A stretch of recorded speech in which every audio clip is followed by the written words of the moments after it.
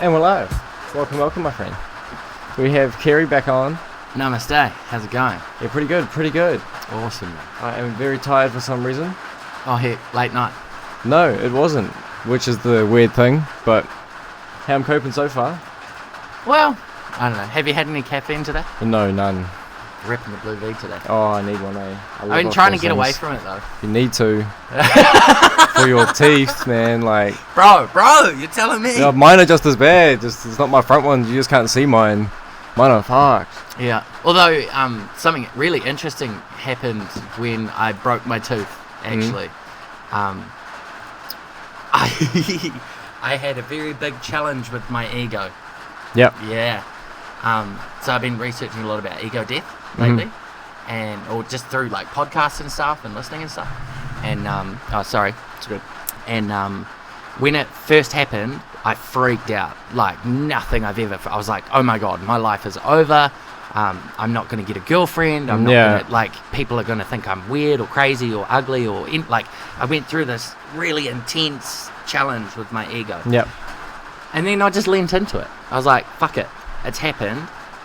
My bad. Probably shouldn't have drunken as much Pepsi or V as I have in my time, but it's happened now. You know, I can't just hide from it, obviously. So I think that ego death can happen through life. It doesn't necessarily have to happen through like psychedelics and stuff. No, it can happen through many experiences. I had a very similar one, just because mine wasn't as bad because you can't see mine. Sure. But yeah, losing my teeth was like always a big fear as a kid, and like now I'm losing all of them. Like it's slowly going on me. So it's pretty scary and can be. Yeah. Oh yeah. But it is what it is. I can't really do much about it, unfortunately, as much as I'd like to. Sure. Not at this point, but I found eventually. Did you ever watch Game of Thrones? No, I never did. Oh really? Yeah. Okay, Game of Thrones was like my favourite thing for a while, and there's the can't remember his name. Sorry, audience, but is the short dude. No idea, didn't watch it. Everyone on the podcast would know. They'd be like, "Oh, it's blah blah blah." I haven't seen a single episode. Okay, he said something about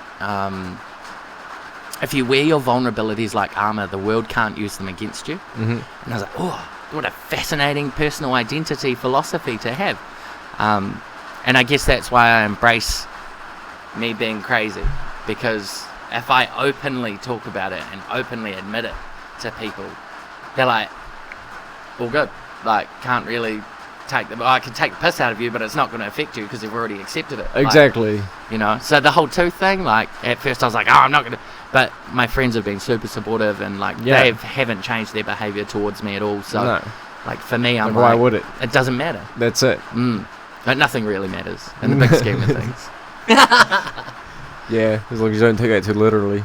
No. I mean, value is absolutely important. It gives us a reason to get out of bed in the morning. Yeah.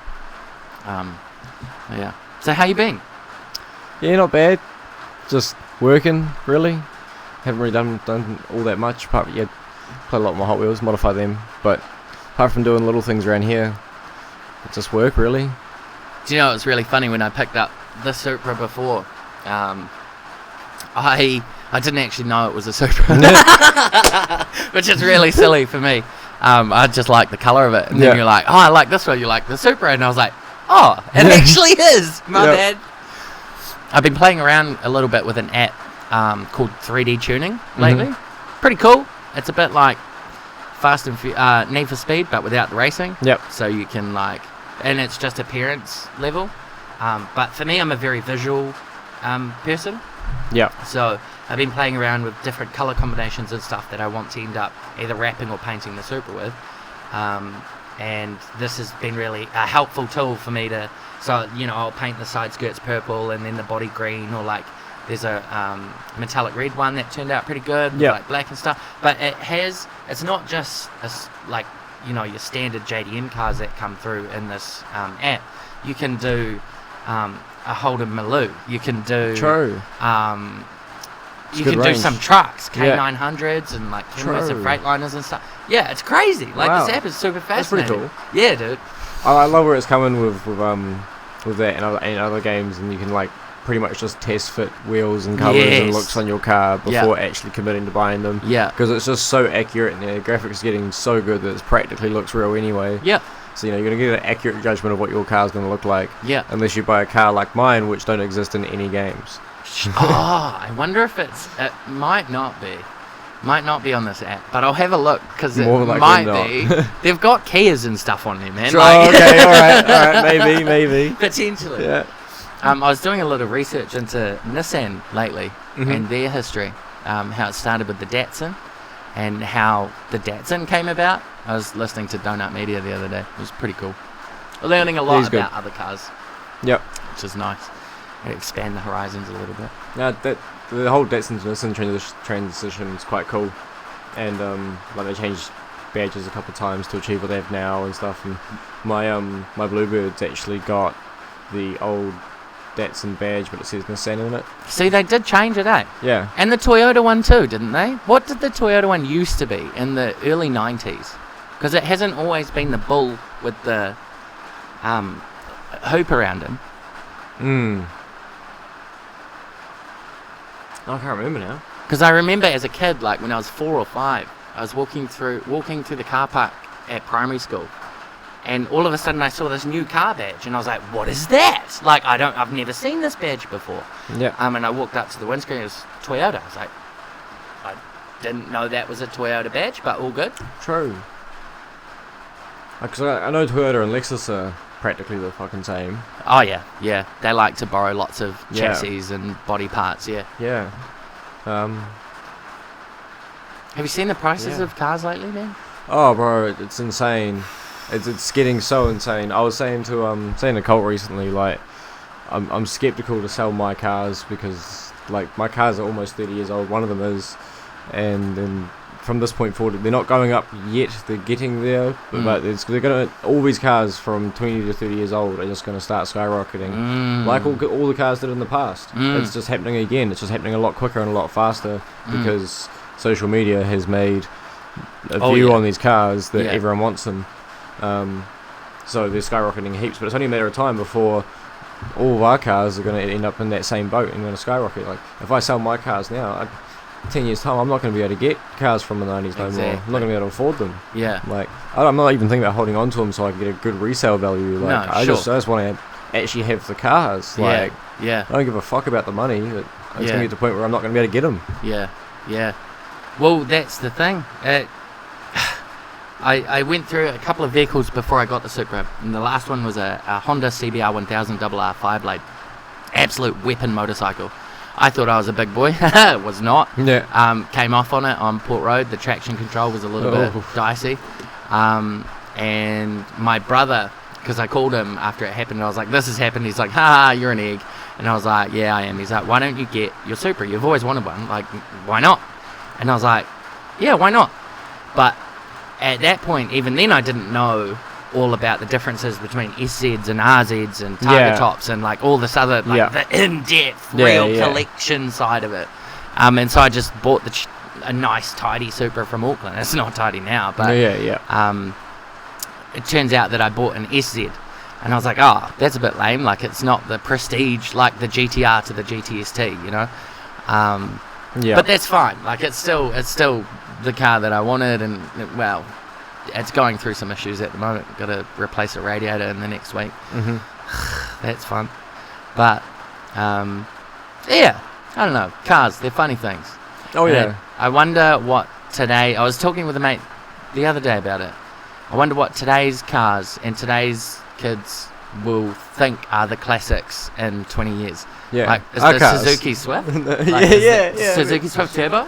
Like, I It don't know. will go on like the rarity of the car, I would imagine. So like a lot of cars like the Swift were made from like for over a very long period of time. Like they're still making Swifts, aren't they? Like you know, so they're like no matter what, they're not really going to become like you might find like an original like first model one that might be interesting. Yeah. But they're not, but because there's so many, they made so many over such a big space of time. You know, it's like the Mitsubishi L300 van. They made that from like 81 all the way through to 2018. Sure.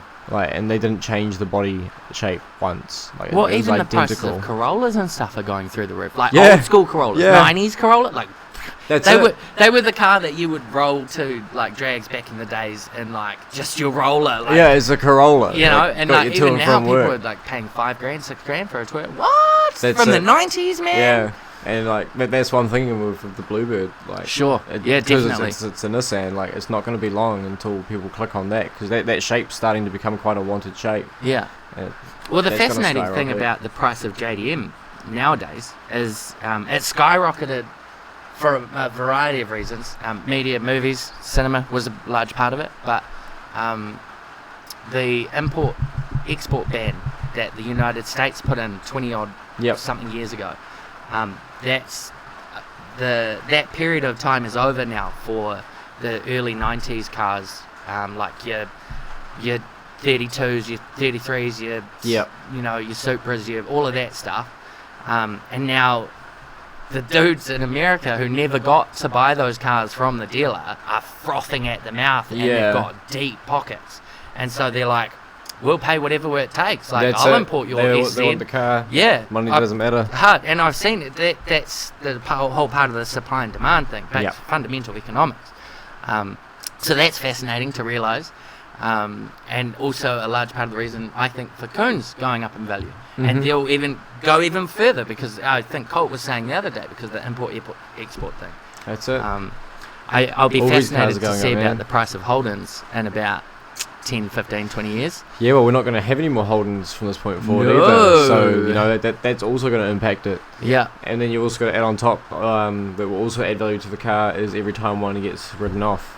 Mm. I saw yeah. I saw a picture the other day of an RX-7 under a truck, and I was like, there we go, value's going up again. Yes, There's one yeah. less Yeah.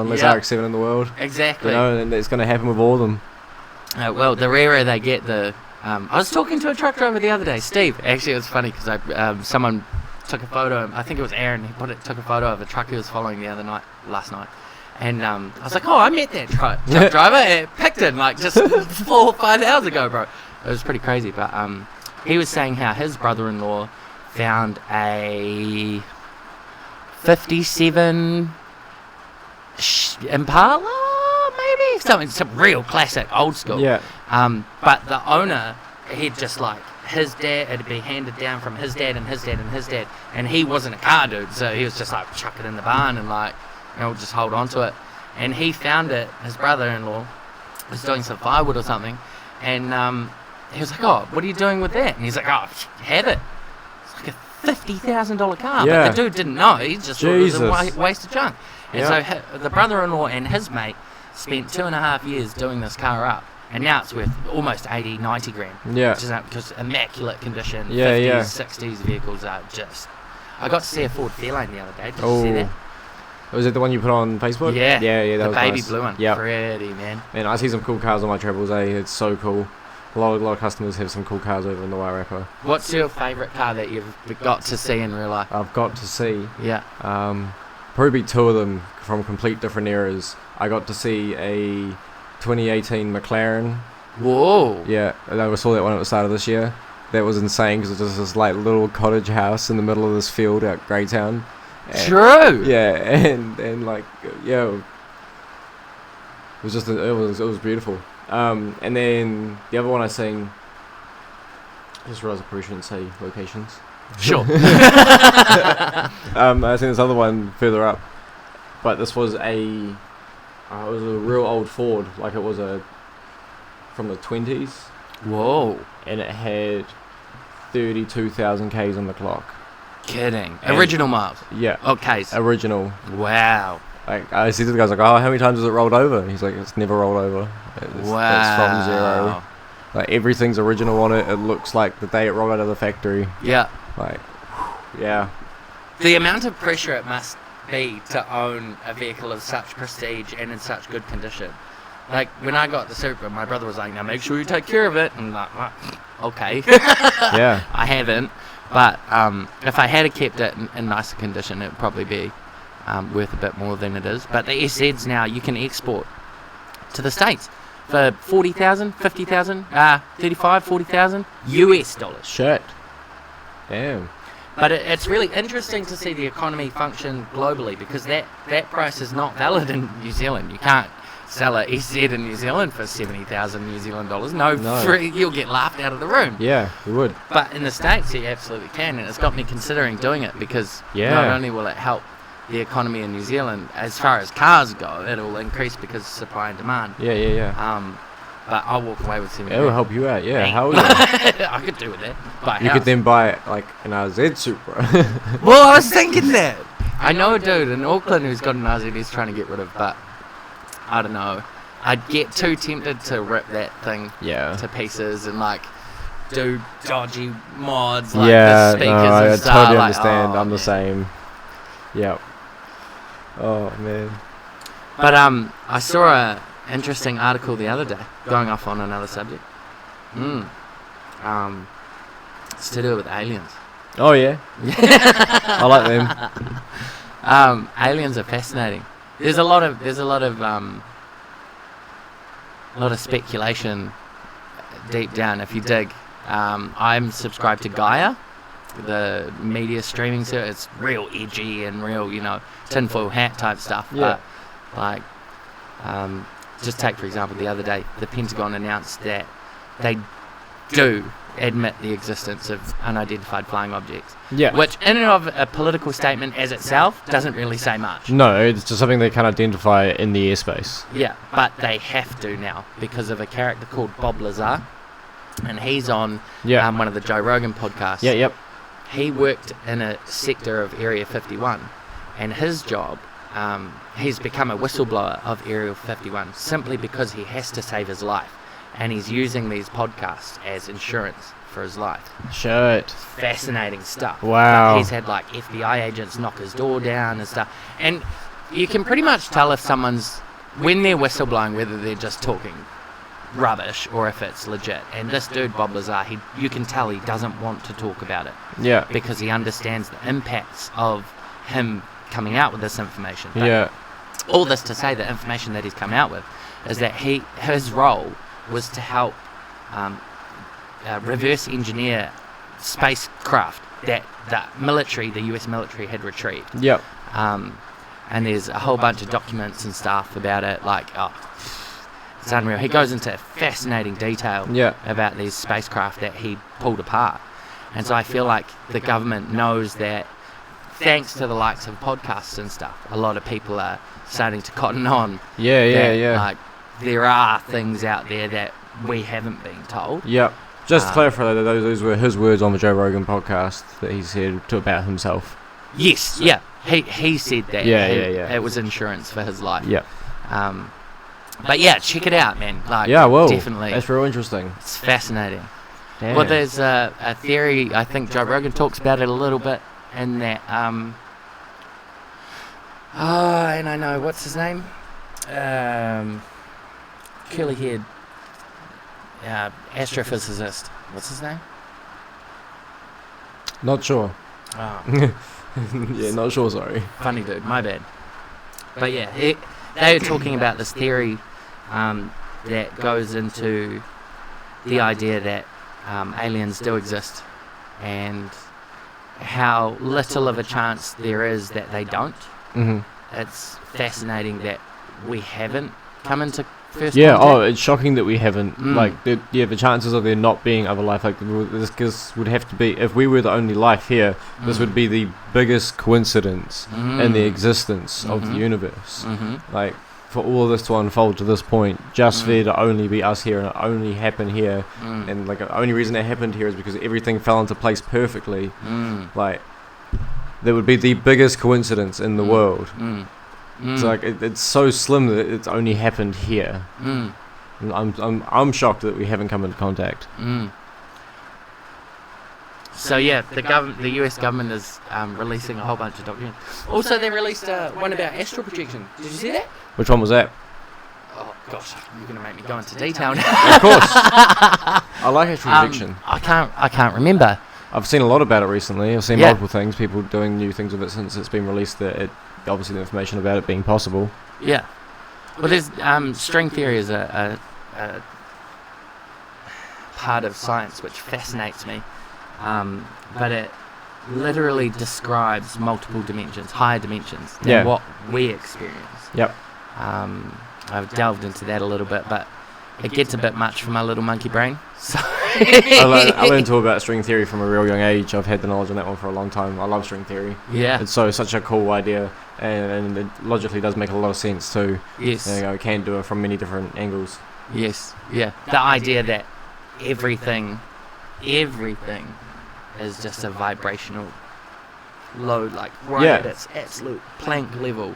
We all come from one singularity. Like technically, the whole universe is just one singularity. We all come from that singularity. We're all just agree. stardust that we just repeat over and over again. I completely agree. As much as we're not repeating the same life as we reproduce, we are just literally cloning ourselves over and over again. Yes. And then it's the same segment from what came from the singularity. Yes. Same bits of stardust. I watched a TikTok the other day. My TikTok algorithm's gone weird, man. Like, Yeah, I've I'm liked getting some it really too. interesting stuff coming through.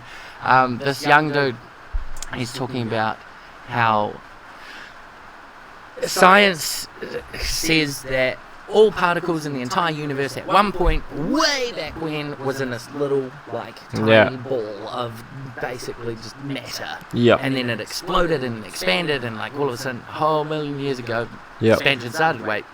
Big Bang song. Yeah, it's fascinating stuff. Fascinating stuff, science.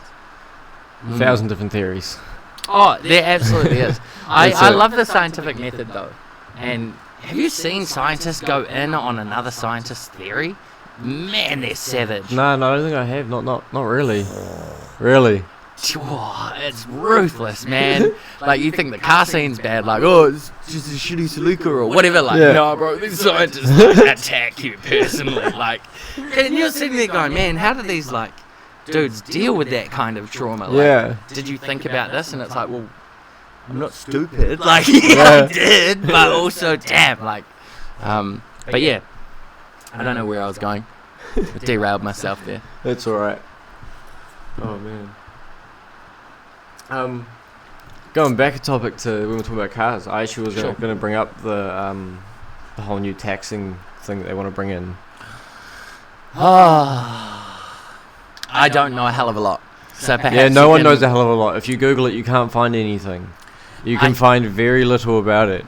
I think it may have something to do with politics in the States. When Tommy was on, we had a look after the podcast and did find a bit more information about the taxing thing and like more about the numbers of the tax. Sure. Right. Okay. What are the figures? Yeah, it was like it was petrol cars, diesel cars over a period of a year would get taxed like it was just over $8,000 or something in total. Through ACC levies, or I didn't say, it was real brief. Okay. It was real brief. I found one article that just said the numbers in one sentence and didn't elaborate anything about what those numbers were. Sure. And then I found another article where it talked about those numbers a bit more in detail, but it just pretty much said that the tax will be that the petrol diesel cars will be taxed about just over $8,000 a year, and in turn that $8,000 would go towards the petrol cars being able to be on the road, making their travels like $8,000 less. Interesting. Yeah. I am not 100% sure how I feel about that. Yeah, there was a couple other numbers as well for various other things like road users and stuff. But like I said, there was very little information elaborating on what they actually meant. Right. So yeah, it's just real brief, which is why I think everyone's real kind of up in arms about it at the moment because no one actually knows what the dealio is. Yeah. Right. It's probably a bit like when they announced the levels of COVID and how that happened. Everyone was like, what? Like, what is this? We don't understand. How long have you had this system in place? Like, can it work even? Yeah. Like, so I think that's probably, I think they may know a little bit more than what they're letting on, for sure. For sure. It seems like,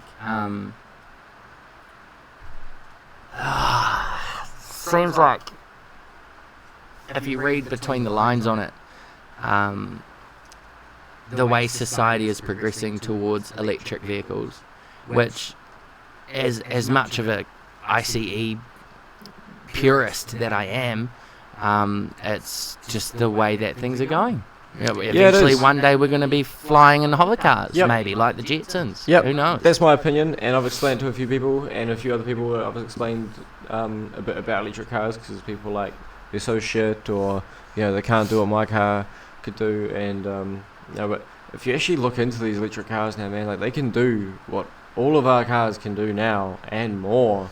Like the new Tesla, bro, on its system on the computer screen, you can go into upgrades and get like the sport mode upgrade. You just pay like $1,000, push a button, it downloads it, installs it into the car. Which is a bit cheeky as far as that scheme's cheeky, DLC, but it totally very much is. But that's the point it's at, like that's fucking ridiculous.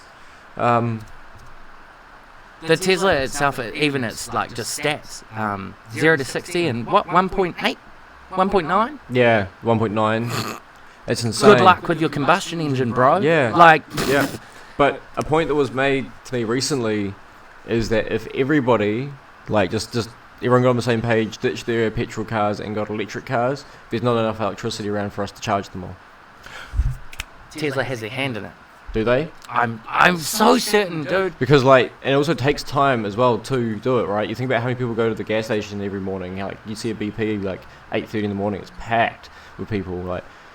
But they're only there for 5 minutes because it doesn't take long to fill up your car. Yeah. But it takes a lot longer to charge your car. Have you looked into Tesla's business model? I haven't. No.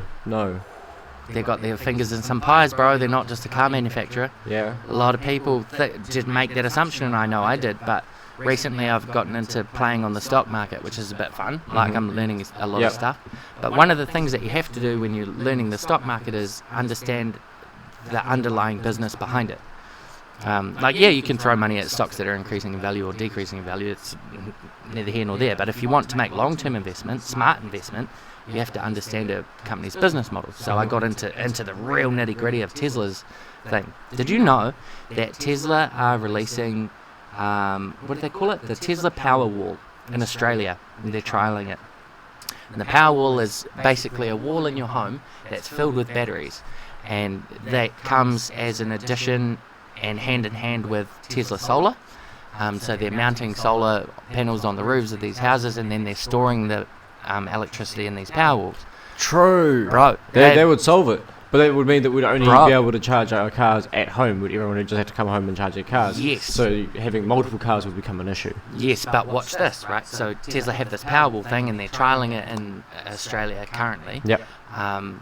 That's already taken a massive foothold because people love the idea.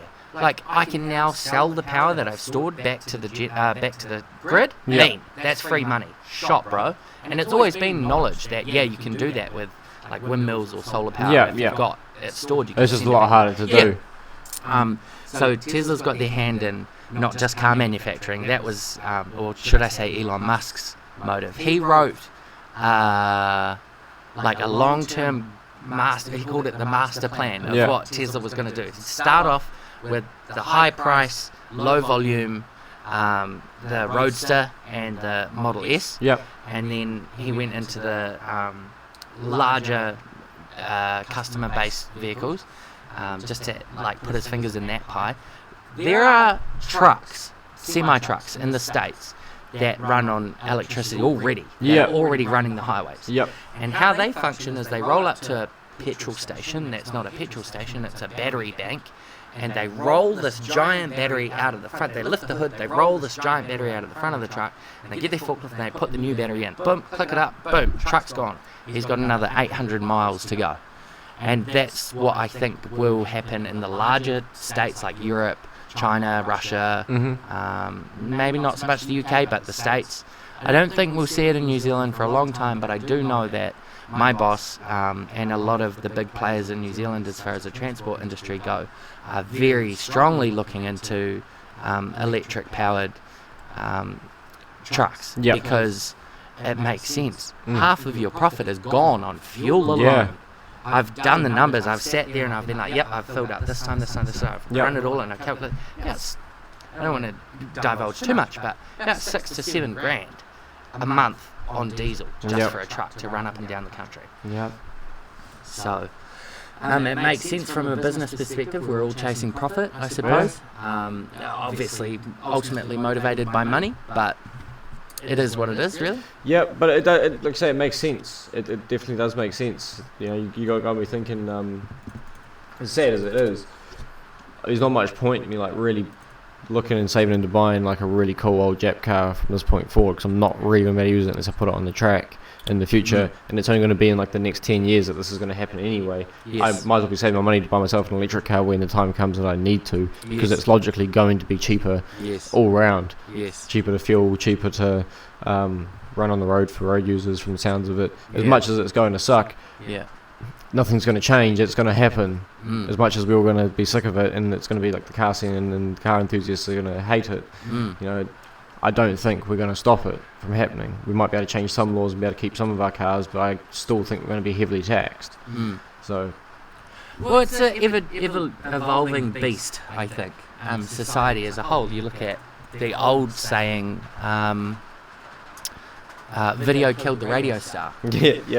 Yeah, radio will possibly always have a place in the hearts of some people that care about it. I listen to the radio every now and then. Yeah. It's just like live podcast, man. Yeah. It's essentially all radio DJs are. Yeah. They're just people that talk with mics, and nowadays they have cameras, they're all on TikTok. Yeah. It's the same thing, and you get music in between. It's not as like in-depth as listening to a podcast, but just as relaxing. Sure. Radio is still good. Yeah. And it should always have a place for somebody that wants to listen to it. We can broadcast to the wavelength, why not? Yeah, hard. I mean, I think the same thing could be applied to transport as well. Yeah. I think there will always be a niche of, just as there is a niche of classic cars now. The just like 50s we still and 40s have and books. Impalas and stuff. Yeah. I think we'll always have a place, and I think the government knows that they'll have riots on their hands if they take out That's ICE it. There's going to be a middle ground, but Yeah. I feel like we're going to be heavily taxed. Yeah. Well, yeah, you look at the stats. Just look at the Roadster, man. The model, is it S? The Model 3? I can't remember. The most latest one. The insane one. Yeah.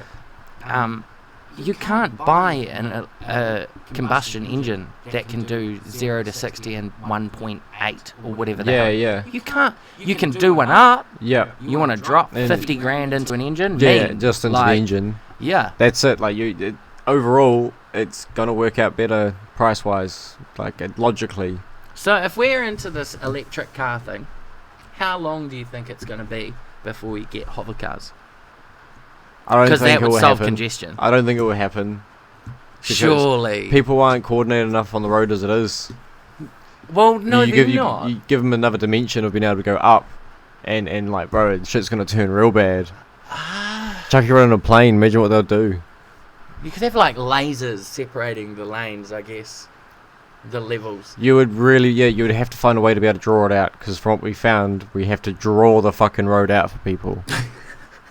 I read a Facebook meme the other day that said, the only thing that's stopping me from dying on the road is a mutual agreement to not play bumper cars and a white line painted in between us. We need it all drawn out for us. Right. But we are little monkey-brained creatures. Yeah. There should be, surely, I have a little bit of faith in humanity to realise that they can adapt and they can learn. And so long as it's regulated properly, I think. Well, look at cities and stuff. They've stopped building out because they're running out of room, so they're building up. It's the next. It's the only option now. Well, logically, actually, they should build down. Just it's not appealing. Building up's a lot more dangerous. Oh, you know, Elon more Musk difficult. also owns the Boring Company. Yes. Yeah. Building all the tunnels in LA. Yeah. Which when I listened to him talk about that, it made a lot of sense. But the only reason we don't build down is because it's not appealing, really. Sure. And if we remove Earth, we're going to put Earth somewhere. So we're going to end up with an abundance of Earth we've dug up. Yep. But it's sturdier to be underground. Like he explained, because there's argument about earthquakes being an issue with tunnels underground. Yeah. He said, like the further down you go, like the closer you are to like the center of it, right. But you're away from the shake, which normally happens further up. It's like it's like leverage. If a small shake happened down here. Up here, it's going to be a lot bigger. Yep. So it's actually safer to be further down sure. than it is up. And then when you build up, top of skyscraper is going to be shaking a hell of a lot more than what it would be if you're at the bottom of one. Yeah. It's the same leverage. Well, hate to put my tinfoil hat back on, but they reckon that there's an alien race that lives underground. Oh yeah. No, no, but the dinosaurs didn't go extinct. They went underground and colonised.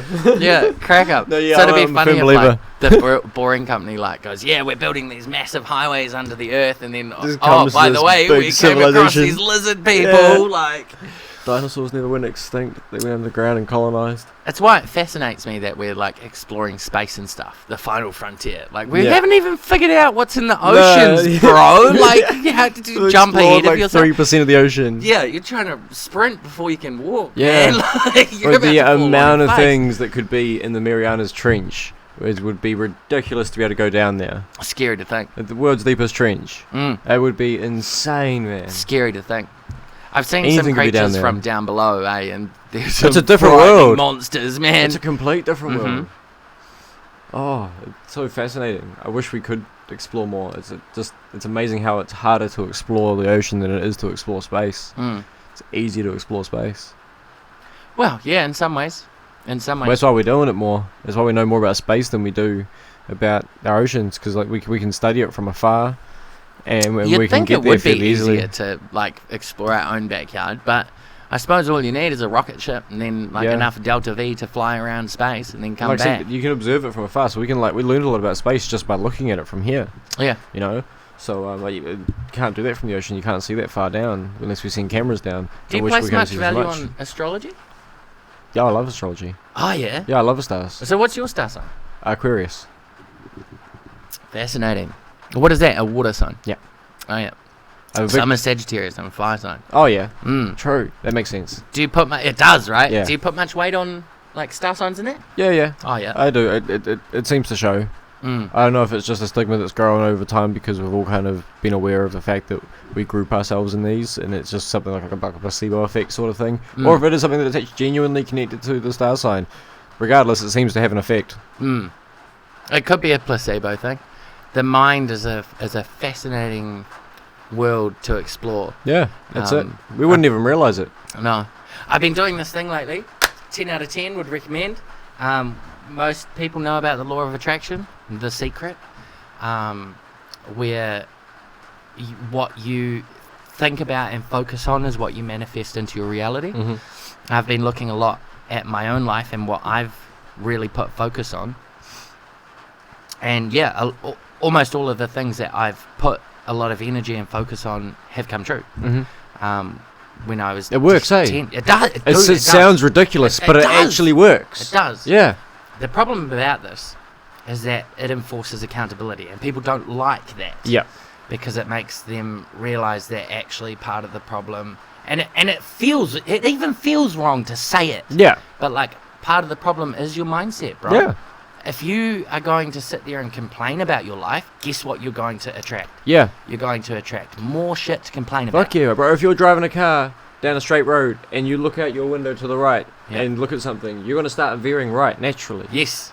Fascinating, eh? Wherever you set your mind is where you're going to go. Yep. Like, so as stupid as it sounds, like if you're in a shitty headspace, just literally start appreciating small things, like no matter what, just force yourself to. Yes. Just start like telling yourself better ideas, as stupid as it feels. It does. It makes you feel ridiculous. It makes you feel stupid for some stupid reason. Yeah, my boss just reprimanded me and I've got like 2 weeks suspended, no pay. And you're like really fouling up about that. Yeah. Or you could be like, man, I've got a blue V. Like, you know? Yeah, I'm so yeah. grateful. This tastes amazing. Like, that's it. Guess what? You're going to attract more blue V. Yeah. Like, at least it's something, you know? You're going to start feeling better. Because it just rubs off that way. As stupid as it feels, and as much as it seems difficult to do, it's not if you just do it. At first it is challenging. Yes. Granted. At first it is. Because we... But if you can't be bothered, just be bothered. How good's that, eh? It's so good. It was such a perfect way to say it. It makes sense. Yeah. I understand. Yeah. Yeah. Value is what we place on things that we place value on. If you can't be bothered, be bothered. What a fascinating philosophy, man. And it so is, you know. And I think too many people get caught in that trap of, I can't be bothered. Yeah. But I mean, I was too, man. I was stuck on RuneScape for years. I didn't have any direction in my life. Yeah. And it's only just recently that I've sort of discovered what I feel is my life purpose, that I like grips my heart at its very core, that I'm like, man, now I've got my direction, and it's probably going to take my entire life and thousands of dollars. Yeah. But I don't care, because the value of the thing that I'm looking at is a lot bigger than just me. Yeah. And a lot bigger than just my couple of cents, basically. Yeah. But yeah, I don't know. Life on the road has been really fascinating, but I think I'm over it now. Yep. Like, I've had too much time to think to myself. And Yeah, it can get a bit, hey. Spiraled out a couple of times, which has been an interesting and enjoyable experience. I know exactly what you mean, though. I've done the exact same thing, like, without you even needing to elaborate the feeling of that. I know what you get. I mean, there. Like, that's exactly what I went through multiple times. Like, I drive for my job, and when I was living in Woodville, it was 2 hours each way. Yeah. Most days I was doing about 7 hours of driving, you know, and it's a lot of time, man. every day, you know, and which I was fine with the driving part. That wasn't the part that ever got to me. That was easy. I loved the drive. You know, Almost second nature. It was relaxing, and by the time I got home, I was unwound from work. Yeah. That was fine. Like, I had never had an issue with that. It was the time I had in my head the whole time. You know? Yeah. And I got out of it to start with because I found Alan Watts. Oh yeah. Was cool. my initial like first Yeah. like interaction with that awakening, I guess, was that, and that was really good, and I love that, because one lecture was about 2 hours, which was one journey home, so it was perfect, and that was great, but it distanced me real far, real quick from like society and the world, and I viewed the world very differently. Yeah. And it was like in that period that I like, forgot a bunch of things on like how to be, because I like convinced myself that so many things didn't matter, and it was a real weird period because of that, and so I had to stop that. And it wasn't until I kind of found peace with that, and then started listening to podcasts with other people that weren't so in depth and so abrupt, because like Alan Watts is great, but he says everything like on a very powerful, broad basis. He does. He is fascinatingly objective. Yeah, like it's real interesting. I love his lectures. They're great, and they're perfect. He gets what he is trying to say across brilliantly. But yeah, that's when I started listening to Joe and stuff, which helped me a great deal with working out the last bits kind of needed to work out to get me to this point. And at this point, I found a great deal of peace where I'm at now. Cool. I have been for quite some time. It's quite enjoyable, because I'm doing this regularly. I'm keeping in contact with my mates quite regularly, like on like a 3-day basis, which is helping a lot of us. That's good. I filled my time like where I need to with things that I can, and it helps me get, and then in turn doing all that, it's my motivation to get through the work day each day, you know, and so work hasn't become a daunting thing like it used to be. That's so really hard when you have to go to a job that you can't stand. Yeah, finding the tricky, peace is difficult, man. Finding the peace for everything and balancing it all is so tricky, and like this ain't perfect, but this is a lot better than it's been in a while. Yeah. And yeah, it's doable, and like I've been in those dark spiral places that I was sent to after listening to like Alan Watts in that point, and it's hard to pull yourself back out. It's hard to kind of reground yourself back with earth. You need to find, not you specifically, yeah. but if you find yourself going into one of those never-ending black holes of thought that you realise, oh shivers, man, this is deep. Like, take for example the concept that we are all just worker bees in a society of something that's functioning as a giant machine for something. Like, we don't actually know, but like, when you sonder is the word that I'm looking for. The realization that every single person that you come across has a life just as complex and problemless as your own is a fascinating one to explore. But that, you know, all of these things can end you up down some pretty dark places, and that's fine if you want to explore that philosophically, absolutely. But just remember to come back to the thing that gets you up every morning, and for me that's people. Man, I've you'll hear me behind the scenes, especially my close mates, say that I hate people. I don't hate people. Yeah. I hate society. Yeah. As this, and yeah, sure, we don't have a better way currently of functioning, but as a giant tribe of one race, but it's kind of worse. Sort of. Yeah, it's kind of working. It could be worse. Could be like it once was. You know, so it may not be perfect, but we haven't worked out what is perfect yet. That was a realization I had to come to, and I went through a phase of kind of like hating the system and stuff, and like to a degree I still do. mainly for the laughs, but Sure. but you know, like I when I was in that point, I had to think about it at a bigger scale. Like, we haven't worked out yet what the best way to do this is. No one's worked out the best way to live a life. No one's worked out the best way to run a society. Yeah. No one's worked it out yet. Yeah. We don't know the best way to do it. We're still trying to work it out. Mm. That may not be great, but I guess we're getting there. Mm. So Facebook, Google, and a couple of other companies got sued recently, just before COVID lockdown, for a whole bunch of charges. I think there was 44 in the US Supreme Court regarding general intelligence, which is a very freaky one to go down. Think Terminator. But I've already got a contingency plan with a lot of my friends. There's this one building that we're going to go to, and you're included. Okay. It's in Pororua, opposite the... Oh, should I? No, probably No. shouldn't. Divulge. Tell me later. But if an apocalypse comes, man, we're going to be a part of the rebellion, don't you? Okay. Worry. Gonna start this We'll shit. have bull bars on the front of the crowd. Planning Aaron's for a been fucking talking about it for apocalypse ages, now, but- man. Yeah. Oh god. It's funny. I don't know. I love it. I value the yin yang of society, and that's a part of why. I'll zombie proof the accept- ute. Eh? I'll zombie proof the ute. Put a big cage on the Hard. back or something. Hard. Like, man, Have you seen the Killdozer? Killdozer. Yeah, From. the States from years ago. I'm not sure. This dude, oh, what a fascinating story, man. He owned a business in an industrial area, and a giant company corporate came in and said, we're going to seize all of that land next to you and remove your access to your property by building our building in such a way that you can't get access to your property anymore. Oh my god. And he was like, what the hell, man? Like, I need to go to work and do my job and run my business. And so he approached the council and he's like, yo, what's the go, man? Like, let me get in and out of my business. And they were like, sorry, bro, because this company corporate's plied us with enough money to be like... And so it was like an engineering place. He took this bulldozer, big cat engine, and he plonked this giant box of steel over the top of it. And he went on a rampage. Holy shit. It's called the Killdozer. You should absolutely look into it. Oh It's my hilarious. god. But what else was he supposed to do? He sealed himself in this dozer and he died destroying the building that had stopped his livelihood. God damn. But this is what happens when you push a man too far. Yeah. You know?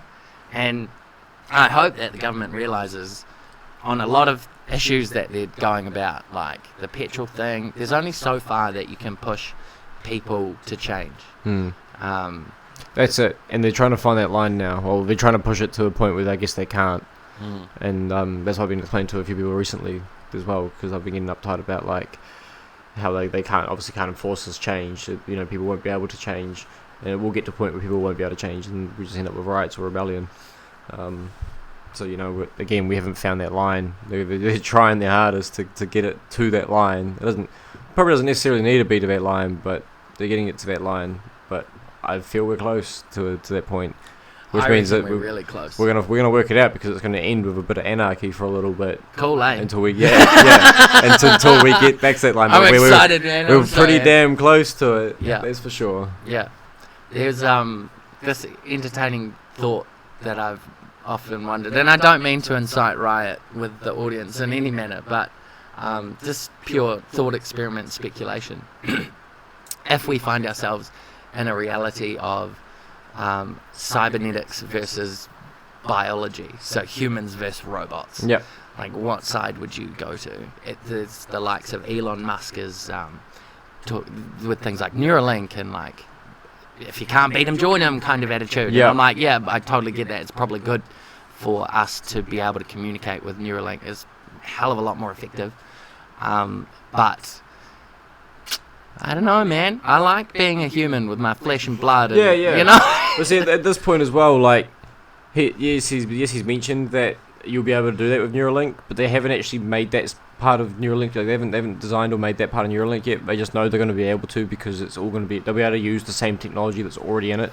Like, currently their main focus is just to be able to bring, like, I guess, function back to limbs that people don't have function of. Yeah. You know, at this point is their first goal to help paraplegic people. Yeah. Yeah, But is that PR, or is that, like, is there something deeper there? You know? yeah, well, that's it, because like, yeah, I was about to say that Because he says that he'll be able to use that same technology to be able to then communicate and stuff like that. So obviously this technology is going to be able to do a fucking great deal. Like what the fuck else is it going to be able to do at the same time? Well, but I'm unsure how far away we are from it yet, because like I say, it's not like he's made that part of it work yet. He's very slowly, he's got his chimp to work with Neuralink to be able to move items on a screen. So now he's just got to get it to work with limbs. Yeah.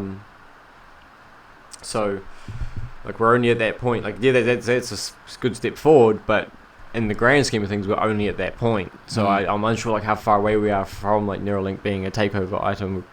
Probably in the next 10 years, but probably not in the next 3, sort of thing. Here's the thing: people freak out about the whole like robots thing, right? Neuralink, and we're going to evolve into these beings with no mouths because evolution is a necessity of life, and like if we don't need to talk, then we don't need to, our voice box will disappear, like whatever. Yeah.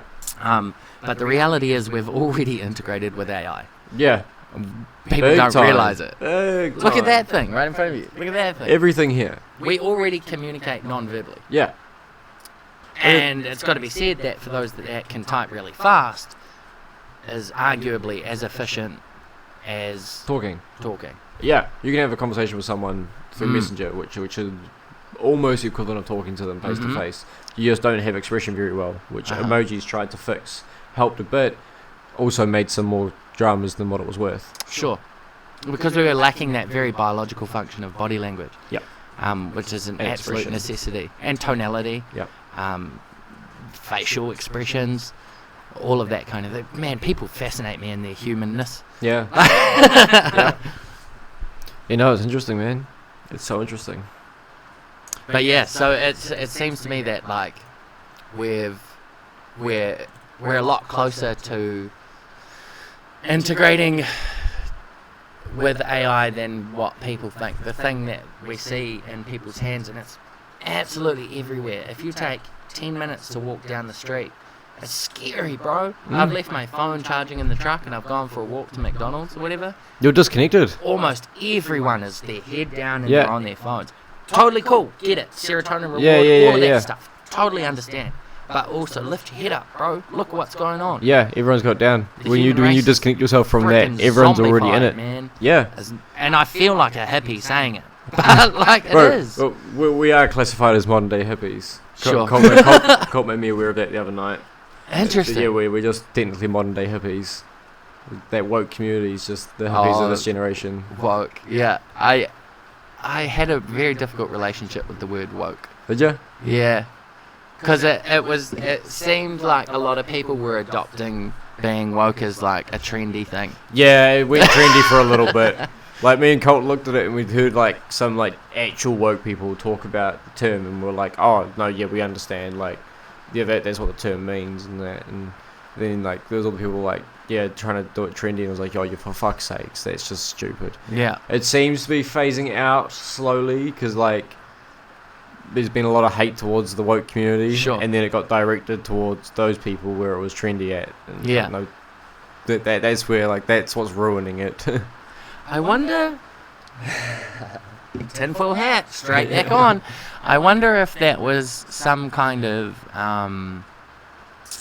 sociological attack on manufactured by someone way up in an office somewhere, like an elitist or something, where like he's sort of sitting there going, oh, people are actually starting to talk now and they're like figuring some stuff out. Yeah, like I have always wondered this too. Yeah, and maybe I should just insert a little bit of anti there to push that divide, like to separate people from that's each what other. I thought too. Like, how much do they not want us knowing, and how much are we now working out that? Exactly. It's And gonna that's get, why- what point they're gonna come knock on my door that you can't know this information? Like, Exactly. well, I fucking worked it out. Like, no one told it to me. Or, you know too much about the world. Like, Yeah. is that ever gonna happen to people?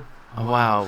I mean, it has. Look at Bob Lazar. He had the FBI kick down his door, and knowing too ask much. him serious questions. And that's why he's whistleblowing on Area 51, as simply just an insurance on his life. Yeah. He has to talk, because if he now disappears, No one knows. the people that know, hey, what happened to Bob Lazar? All of a sudden, boom, Yep. exposed. It'll go big. It'll go big. Now he's been on the JRE. Yeah, fuck yeah. It'll be huge. But that's why even doing a podcast feels a little edgy, because you're pushing that boundary of, I'm not an individual, we're part of some big greater thing, and hey, we need to talk about it, man, because if you don't talk about it, we're going to be mindless zombies for the rest of our lives. Yep. You know, so be part of the rebellion. Anarchy. Anarchy. I love it. I thought we were going to hit Anarchy last year, eh? I thought there was a point where I was like, nah, it's going to happen. I did wonder. World's going to go real bad. We're going to hit Anarchy. And it didn't happen. It didn't quite happen. I wondered the same thing. I really, really did. You contain your sheep. And I think that was a giant social experiment too. And obviously tinfoil hat straight back on, but like, I wonder if there's someone up in the big elitism somewhere going, do we have control over society? Let's see. Let's try and lock all these people down and see what happens. If they obey, we've got control. Yeah. If they don't, then we'll look at what happened in America. That's it. When that happened, I thought that would be it. I thought that would start it all. And that shit went down. The thing that like blows my mind is that there aren't people that sit back and go, why? Why is this happening? I remember when Trump got elected president. Yeah. No hate against the man. He's had an incredibly interesting life as far as finance game goes, and but he's not a character that I thought would have been president. Yeah. And I think everybody agreed. Yeah, like, yeah. Why is Trump he's popular and stuff, but like, is this a popular race or is this about politics? Like, yeah. It was is a this bit about weird. the function of society or who's the more famous dude running in the race? Yeah. Remember Kanye West ended up he was talking about running because he was like, oh, I'm famous. Have you listened to his one? No. Oh, bro, you should. It's so sad. Like, no offense to the guy. Like, I don't mind his music and stuff, but like, just he's lost, man. He's lost in his mind. He's very, very lost. And you'll understand when you listen. Like, the first 30 minutes is just in depth. Like, you'll get it in the first 30 minutes. After that, it's fine. It's a good conversation. Give it a listen. But yeah, he talks about his presidency. God told him that he was going to run for president, become president. God told him. Yeah, God told him. And if it wasn't 2021, it was 2024. Good luck to him. Yep. God told him. I mean, I don't know. Like, good on him. If he wants to. That's what I mean. Give it a listen. It's interesting. You'll understand what I mean. You'll get a gist for how his mind works. Okay, that's fascinating. I've always deemed celebrities as what do they call it? Diversion. You think about societies like the Egyptians. They had musicians and juggler stages and all of this other stuff. But there was a game that I used to play called Pharaoh, and it was a city builder. Fascinating how everything worked in conjunction with each other. But one of the things that you had to have a happy society was this thing called diversion. Yep. Where, like beer and festivals and stuff. You take that and you apply it to society, you expand your view of society. Like, pretend you're a bird way up in the sky and you're looking at this giant chain of logistics and supply chain and everything.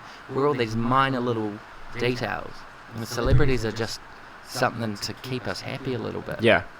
You know? Yeah. Oh, you look at society like that, you're like, oh. But you can get too lost in that. Yeah, dude. Which is where I've been. I've been lost in that one too, where you can work out all those points, and it's like, wow, they're really just doing that to keep us motivated, to keep doing what we do every day, to keep this. And you can get so lost in that, but you got to realize not to. You don't have to be lost in that thought, because that can really fuck you up. It can really fuck you up. Give you the wrong perception on the world. It can. It's definitely a perception of the world that exists, but it's not one that does need to be seen as the one that leads your life. Yeah, definitely. Don't follow that perception. Definitely. And that's where I was going with this. When you look at it like that, and you realise, that you are just a cog in the machine. Yep. All of a sudden you're like, okay, well, my career doesn't really matter as much as I thought it did. Yep. How about I find purpose for myself? And so I think I was talking to you earlier about that. Yeah. My purpose is people. I love people. I hate them, Yeah. but I love them, man. Yeah. And it's hard not to. Yeah. It's so hard not to. When you come from a place of where, like, I had that a very similar realization to what you've had, I think, in that if the universe started as this giant one thing, then we are all this one. Well, there's a theory, right, about consciousness that we are all part of the one singularity, and imagine if you can go back to what that must have been like as a singularity, and that must have been incredibly lonely. Yeah. So how do you solve that? Because you are everything and you are nothing.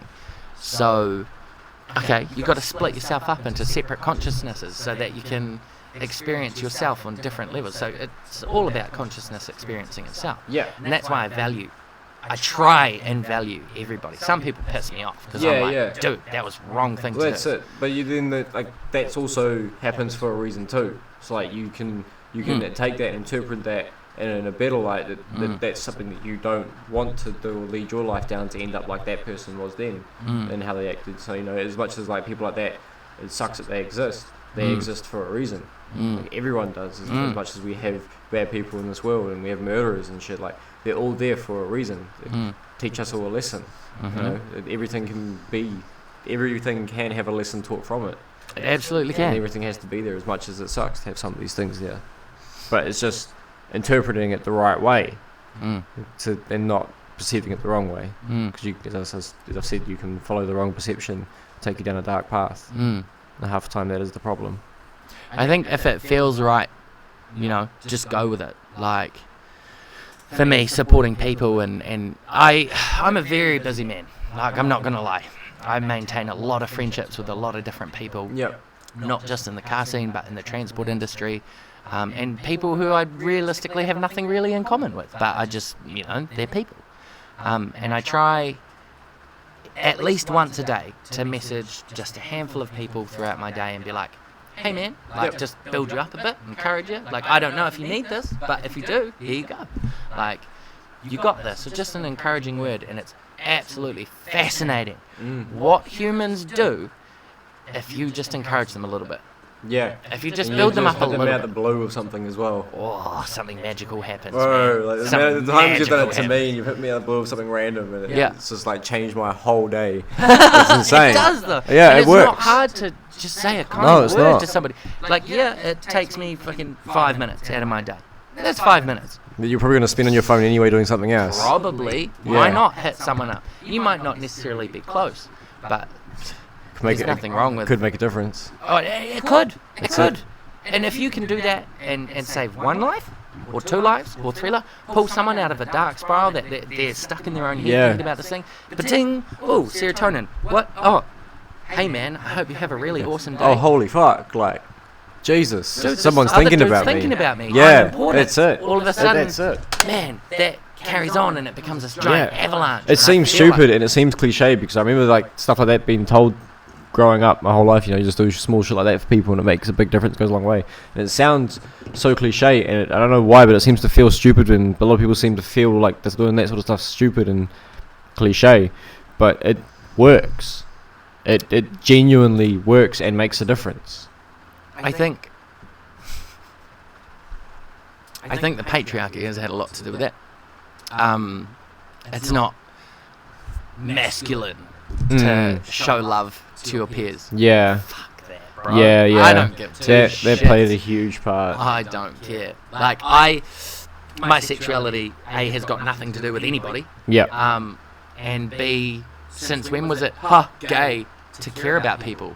Yeah. Jog the fuck on with that stupid attitude. Yeah. Like, everybody just needs a little bit of encouragement and support. Ain't nothing fucking wrong with that. No. And even if it was gay, so fucking what? You're making someone's life better. Fuck Yeah. off. Like, Yeah, that's it. Man. That's Like, it. If if people are feeling good about it because of it, then there is no wrong in it whatsoever. Absolutely no wrong in it. my dad was a role model for that. He left behind a very big hole in my heart, and a big hole in a lot of people's hearts because he touched a lot of lives. He was a priest in a church, a very genuine, decent, kind, caring person who went through a pretty tough life himself. But when he passed away, the entire village, Ikitahuna, knew about it. Yeah. Everybody knew. And his funeral was huge. It was unreal. I was meeting people. So it was a tangi. It was a Māori funeral. Yep. And there's this one thing that they do called the purupuruaki.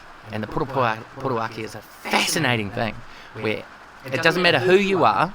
If you knew this man or woman who died, you get to stand up and tell a story or a joke or something to do with that person. And it happens for like 4 or 5 hours, 6 hours, 8 hours for the big ones, sometimes a day. You learn so much about someone. I realised that my interactions with my dad were a tiny, minute part of the life, the greater overarching life that he had. I got to hear funny stories and silly stories, and it was really helpful for closure, that's for sure. But yeah, I think we don't appreciate what we can do on the grand scheme of things with just one kind word, and it's kind of funny. It absolutely can, man. When you start encouraging people, even if they don't deserve it, that's the challenging one. Yeah, that's it. Even if they don't deserve it. Well, I say deserving in a very loose manner. I'll borrow that. Yeah, go for gold. I say that in a very loose manner, because at the very core of it, we all make mistakes. It's part of the human condition. Yeah. To me, it counts what you do after the mistake. That's it. You got to learn from your mistakes. 100%. It's human nature to make mistakes, because Absolutely. we can't teach a kid. We can't teach our kids to absolutely everything in the world so that they can go into the world and not make a single mistake. You're only but going to make a mistake at some point or another. Yeah, 100%. Nobody's perfect, no matter how hard you try and be. So that's why I really value accountability as well. Yep. And I try my best. I fail at it a lot, and I'm still very much learning. I remember an interaction with a member of society where I cut him off unintentionally. I was just following my friends in a convoy. Yeah. And I was challenged by that. He hit me up. He's like, yo, you cut me off. And I was like, in my head, I was like, no, I was just following my friends. I wasn't even observant of you. But the more that I thought about that situation, I was like, actually, you did. And that was pretty rude. So I reached out to him a few months later after reflecting on it, and I was like, hey, man, look, you're right. I did cut you off. I was only thinking of myself, and I'm really sorry for that. And he's like, all good, man. I just wanted to let you know, because my kid was in the car. All of a sudden, I was like, Yep. Oh my word! I was so self-focused in that modality. Didn't even consider the fact that there was a kid in the car, and you wouldn't, because we've only got our own perspective. Yeah, we get lost in that sometimes. It was a cool moment of growth. Yep. And it's fascinating, because it takes a lot of courage to bail someone up about something that they're doing. Yeah. And if you're pretty resolute in the idea that, they messed up, and you hold them accountable, they are only speaking their own truth. Yep. And there might be other sides to that story, i.e., I was following my mates. But at the end of the day, you still did something wrong. Yeah. Own it, move from it, grow from it, and all of a sudden people tend to respect you for that, which is fascinating, because we inherently believe that if we own our flaws and we own our faults, that people will judge us, and society will, but our close friends, people that care about us, they won't. Yeah. They just want to understand in order to care about you better. Ain't nothing wrong with that. That's also why I like offending people. Because it teaches them that resistance, It forces them to... Some people don't learn from that, though. Oh, I didn't. For years and years and years. A lot of people don't, so a surprising amount of people don't. They'll just keep doing it and doing it and doing it. People get stuck in that self-centered state, have that straightforward perception of their own self, and that's it. And no matter what you do, you could argue with them for days, and it won't resolve anything. Anything will just cause, if you had a friendship with this person, you probably cause it to end. I've done that many times to people. Well, not I've done that to people. That's happened to people. To me, it's some people don't learn, man. Some people can't. Some people don't seem to be able to change their perception to be able to see things from the different angle. So people very much struggle with that, and it's something that a lot of people don't really awaken to, is seeing a different perspective from what they were brought up with. Yeah. Or the one that they had kind of acquired as growing up. It all comes from an inherent desire to grow in self. If you have no reason to grow and do better, then why? It's a lot of effort. Let's be honest. Yeah. It's hard. Yeah. Oh my god. So if it's not going to get you any further and you're perfectly happy with your life as it is, then why try and be better? No way. No deal. A lot of people get stuck in that, and that's get so stuck in that, and that's not the way to think, because like as much as that's easy, that's what I call the trap. You're falling into the trap of ease. Like yeah, it might be easy, you might not have to, but eventually you probably will, for whatever reason, or you'll have to change in another way and work out something else, or so all you're doing is putting it off. You're falling into this trap and you're not growing, and you could be growing at a lot quicker of a rate, becoming a better person because of it, and helping yourself because of it.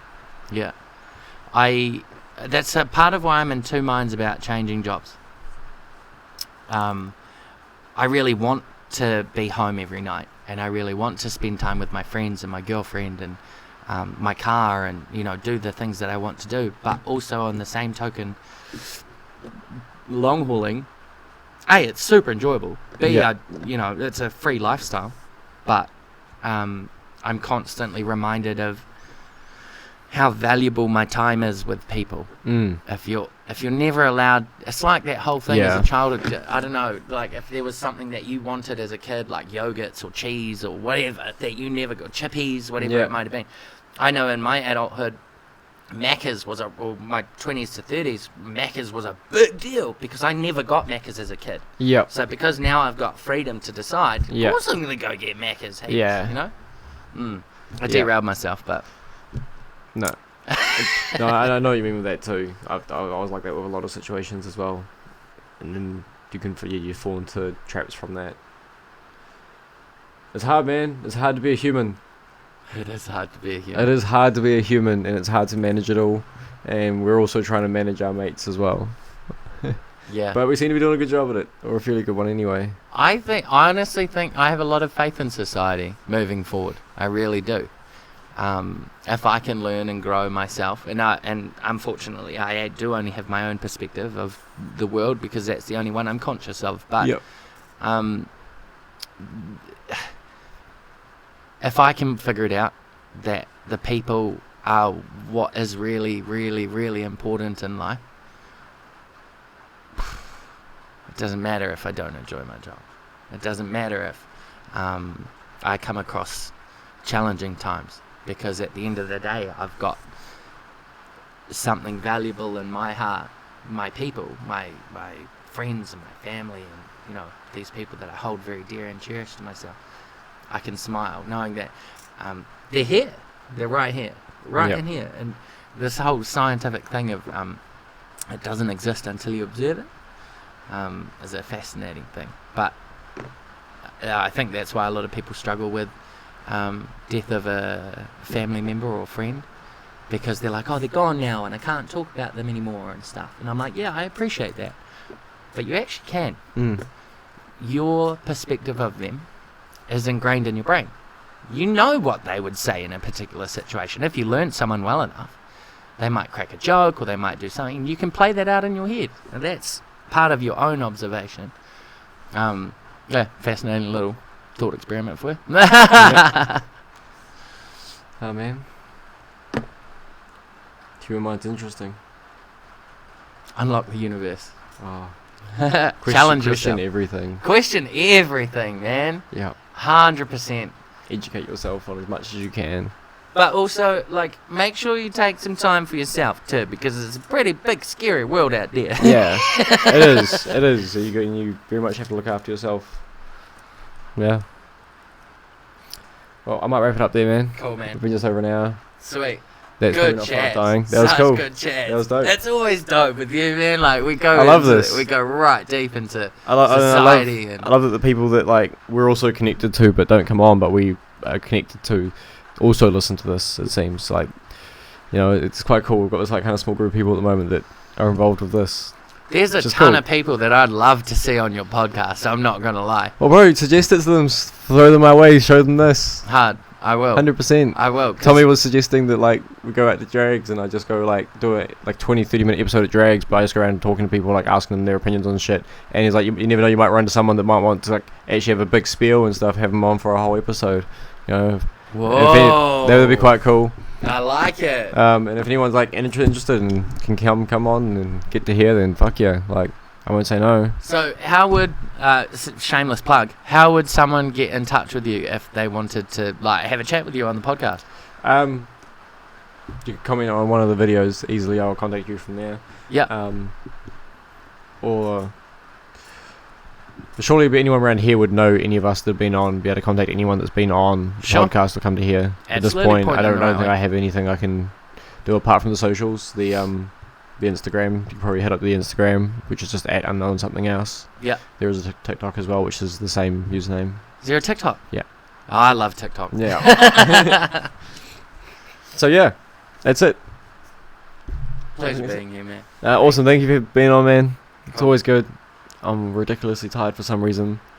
Apologies about that. Don't be. We've But- explored some pretty deep stuff. Yeah, man. it was good. It was a real good conversation, and I didn't fuck that episode up. Nothing got fucked up on that one, so Congratulations. it's been a You while. Nailed it. Mean. We've had a couple that we've had to like just scrap, because like I just completely fucked it up. Camera didn't do a thing. or Yeah, the mic like it didn't just, do a just didn't hit thing. record. Yeah. Like, we had Aaron and go on, and we talked for like an hour, and then realised that we weren't recording. Oh. Yeah. And of course you can't go back and revisit the same topic because it loses No, its essence. It does. Yeah. That's alright. Alright, man. Cheers for watching, guys. And what's today? Today's Saturday. Oh, so we'll be back on Monday. It's been like every 2 days. You've been putting out a lot. What are you, 20? Is this will be 21? This is 21, yeah. Nice. Yeah, 21. Alright, man. Catch y'all next time.